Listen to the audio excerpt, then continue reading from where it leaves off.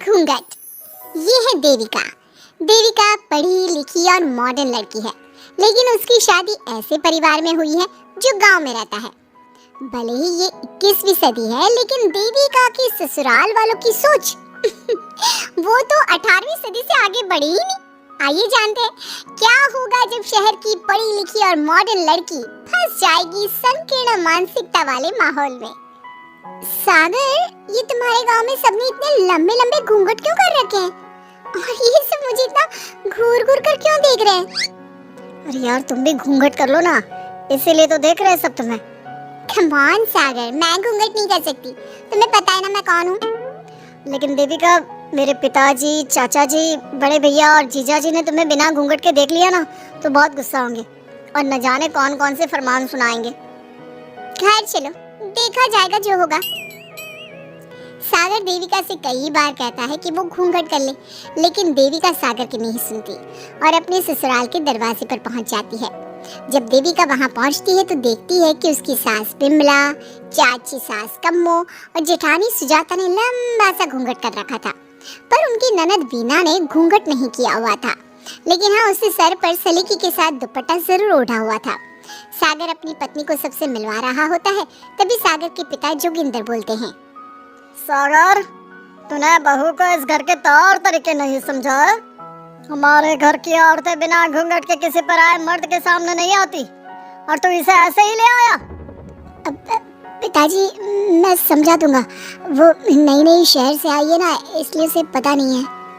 सागर की बात सुनकर उसके चाचा जी महेंद्र बोलते हैं, ये बात तो तुझे गांव में कदम रखते ही अपनी बीवी को समझानी चाहिए थी। हमारा गांव में बहुत नाम है, तेरी बीवी ऐसे गांव भर में घूमेगी तो क्या इज्जत रह जाएगी हमारी। ये बोलकर जोगिंदर और महेंद्र वहां से चले जाते हैं। शाम को घर की सारी औरतें खाने की तैयारी करती हैं। खाना तैयार हो जाता है, लेकिन घर की कोई भी औरत खाना नहीं खाती।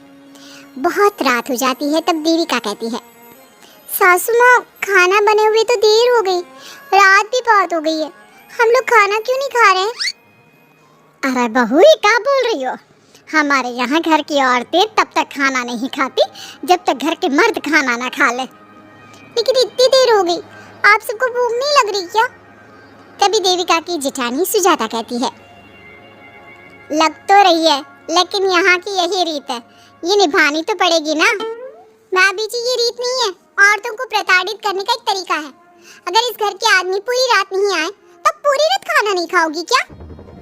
देविका ये बोलकर सीधा सागर के पास जाती है। सागर उसे समझाता है, देविका, यहाँ ऐसा ही होता है, तुम थोड़ा सब्र कर लो, पिताजी और चाचा जी आते ही होंगे, फिर हम सब खाना खाएंगे। सागर देविका को समझा ही रहा था, तभी देविका की ननद वीना आकर कहती है, सागर, खाना खाने आ जाओ, पिताजी और चाचा जी आ गए हैं। चलो देविका, तुम्हारा इंतजार खत्म हुआ। सागर खाने के लिए बैठ जाता है। जब सब खाना खाने बैठते हैं तो देविका भी बैठ जाती है।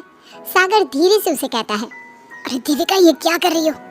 तुम इस तरह हमारे साथ खाना नहीं खा सकती। मगर क्यों सागर, मुझे भूख लगी है, सब लोग खा रहे हैं तो मैं क्यों नहीं खा सकती? ये हमारे घर का नियम है, पहले घर के आदमी खाते हैं और बाद में औरतें। लेकिन सागर, हमारे घर में तो ऐसा कोई नियम नहीं है। देविका और सागर में बहस छिड़ जाती है। तब सागर का बड़ा भाई कहता है, सागर, तेरी बीवी को एक बार में समझ में नहीं आता क्या कि इस घर की औरतें मर्दों के खाना खाने के बाद ही खाना खा सकती है? भैया, मैं देविका को यही समझा रहा था। मुझे तो लग रहा है कि इसके दिमाग में कोई बात ही नहीं बैठती एक बार में। भैया, मेरे दिमाग में बात तब बैठेगी ना जब आपकी बात कोई ढंग की होगी। अरे आखिर क्यों घर की औरतों को आप लोगों की बात खाना मिलेगा? हाँ, अब से पहले घर की किसी औरत ने घर के किसी मर्द से इस लहजे में बात नहीं की थी, इसलिए वो सब देविका की बात सुनकर हैरान रह गए। तभी सागर की जीजा और वीना के पति कल्याण जी कहते हैं, ये क्या है सागर, इस घर की दीवारों को औरतों की इतनी ऊंची आवाज सुनने की आदत नहीं है। अपनी बीवी को बोल जरा होश से काम ले और चुपचाप चली जाए। क्यों चली जाऊं मैं चुपचाप? इस घर की औरतें आपकी हर बात बर्दाश्त कर लेंगी, लेकिन मैं शहर की पढ़ी लिखी लड़की हूँ। आपके कोई भी फालतू के रीति रिवाज मैं नहीं बर्दाश्त करने वाली। इस तरह देविका ने सारे घर की औरतों के लिए मिसाल पैदा कर दी।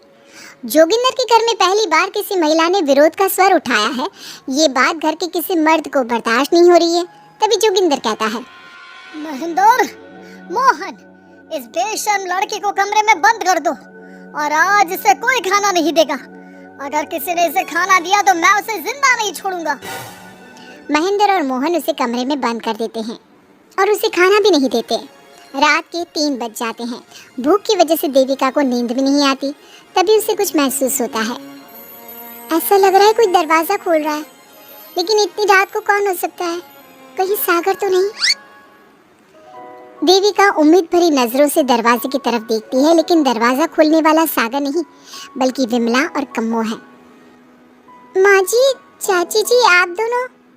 बहू, ये ले, हम तेरे लिए खाना लाए हैं, खा ले।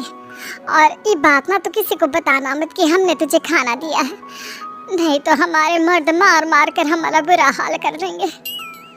माँ जी, आप यहाँ इतना घुट घुट कर क्यों रहती हो? देविका, अब तू भी इस घर की बहू है। तू भी हमारी तरह रहना सीख ले। इस घर के कायदे कानून अपना ले।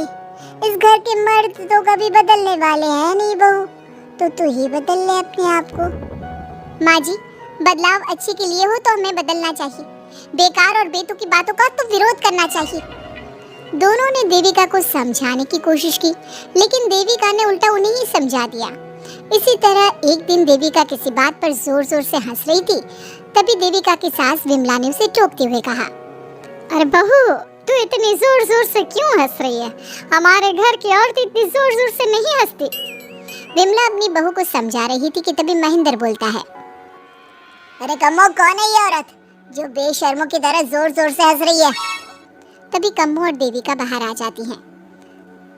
जी वो मैं हंस रही थी चाचा जी। अब आप लोग हंसने पर भी पाबंदी लगाओगे क्या? तुम जैसी बदतमीज लड़कियों से मैं बात नहीं करना चाहता, लेकिन कान खोलकर सुन लो, इस घर की औरतें इतना जोर जोर से नहीं हंसती। और हाँ, तुम्हें पहले ही बता चुके हैं कि इस घर की दीवारों को औरतों की तेज आवाज सुनने की आदत नहीं है। इस घर की दीवारों को आदमियों की ऊंची आवाज सुनने की आदत है, लेकिन औरतों की नहीं। चाचा जी, आपके घर की दीवारें तो बहुत दोगली है। हर पाबंदी औरतों के लिए क्यों चाचा जी? औरतें ये नहीं कर सकती, औरतें वो नहीं कर सकती। औरतें सांस ले सकती है या उस पर भी पाबंदी है? चुप हो जाना बहू, मत बोल और घूंघट कर ले। ये तेरे चाचा ससुर है, थोड़ा तो लिहाज कर। कम्मो के समझाने पर भी देविका चुप नहीं होती। वो महेंद्र से ऐसे ऐसे सवाल पूछती है जिनका जवाब उसके पास होता ही नहीं। महेंद्र गुस्से से सागर को आवाज देता है। महेंद्र की आवाज सुनकर घर के सभी आदमी बाहर आ जाते हैं। जी चाचा जी, आपने बुलाया? अपनी मुंह जोर बीवी को यहाँ से ले जाने तो कुछ अनर्थ हो जाएगा। क्या हुआ चाचा जी? तेरी बीवी जिस तरह से मुझसे बात कर रही है, छोटे बड़े की तमीज नहीं है इसे। कम से कम 7 दिन तक ये कमरे से बाहर नहीं निकलनी चाहिए। अगर इसे मैंने कमरे से बाहर देख लिया तो किसी की खैर नहीं, समझे? पर मैंने कुछ गलत नहीं बोला। सागर, जो सच है मैंने वही कहा है। देविका, चलो मेरे साथ। लेकिन सागर, मेरी बात तो सुनो। सागर देविका को वहां से ले जाता है। इसी तरह से कई दिन बीत गए।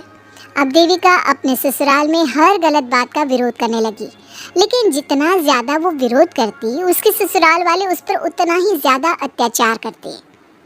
अब देखना यह है कि देविका अपने ससुराल वालों के अत्याचार को यूं ही सहती रहेगी। क्या उसके ससुराल में घूंघट में औरतों का दम इसी तरह घुटता रहेगा? अगर आप इन सवालों के जवाब जानना चाहते हैं ना, तो हमें कमेंट करके जरूर बताइएगा।